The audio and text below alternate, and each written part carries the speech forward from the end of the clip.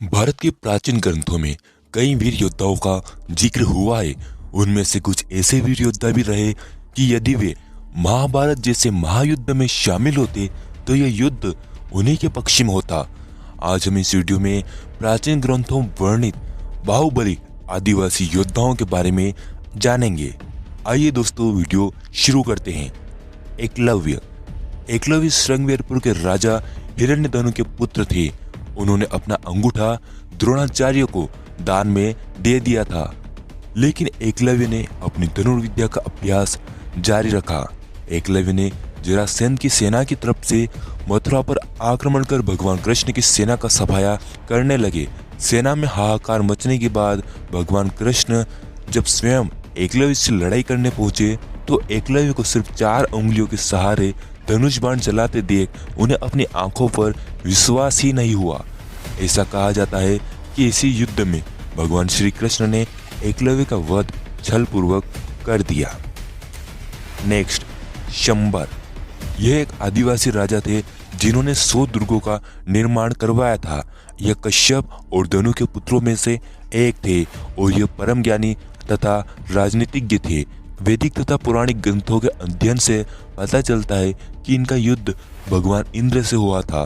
भगवान इंद्र ने मरुतों और अश्विनियों की सहायता से तथा दिवोदस के अनुरोध पर शंबर नामक राजा का वध कर दिया और उनके द्वारा बनवाए गए समस्त किलों को नष्ट कर दिया।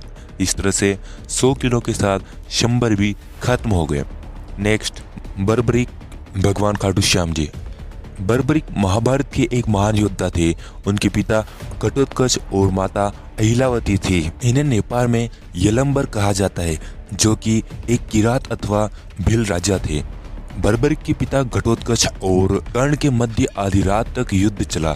इस युद्ध में घटोत्कच मारे गए। वहीं उनके पुत्र बर्बरीक बेहद बलवान और ताकतवर योद्धा थे। बर्बरीक को कुछ ऐसी शक्तियां प्राप्त थी जिनके बल पर वे पलक झपकते ही महाभारत के युद्ध में शामिल समस्त वीरों को मार सकते थे।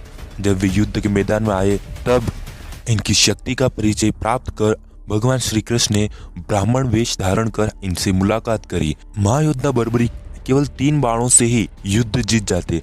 तब भगवान श्री कृष्ण ने बर्बरीक से एक वचन मांगा और मजबूरन बर्बरीक को अपना सिर काटकर भगवान श्री कृष्ण को सौंपना पड़ा। यदि बर्बरीक महायुद्ध के शामिल होते तो महाभारत के परिणाम कुछ भी हो सकते थे।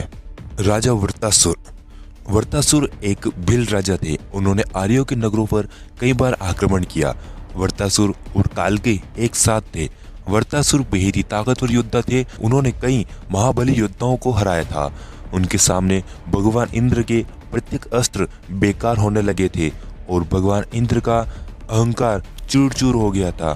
तब दधीची का प्रसंग आता है, जिनकी हड्डियों से बने अस्त्र से देवराज इंद्र ने राजा वृत्तासुर का वध किया था। राजा पुरुरवा भील वर्तमान पाकिस्तान स्थित पुष्कलावती नगर के राजा थे। कई विद्वानों का मानना है कि प्राचीन पुष्कलावती ही वर्तमान पाकिस्तान का नाम है। राजा पुरुरवा भील की पत्नी का नाम कालिका था। वे एक वीर राजा थे। जैन ग्रंथों के अनुसार राजा पुरुरवा भील ही आगे चलकर महावीर स्वामी कहलाए और महावीर स्वामी के पहले अनुयायी भी एक भील राजा ही थे, जिन्हें खादीसर भील कहते हैं, जो कि मगध के राजा थे और उज्जैन उनकी राजधानी थी। जैन ग्रंथों में राजा खादीसर भील का जिक्र मिलता है। वहीं मगध सम्राट बिंबिसार और राजा खादीसर भील के बीच भी कई समानताएं देखने को मिलती हैं। बब्रुवाहन मणिपुर के राजा थे। जब अर्जुन ने अश्वमेध यज्ञ करवाया तब उनका घोड़ा मणिपुर में वीर बालक बब्रुवाहन द्वारा रोक लिया गया था।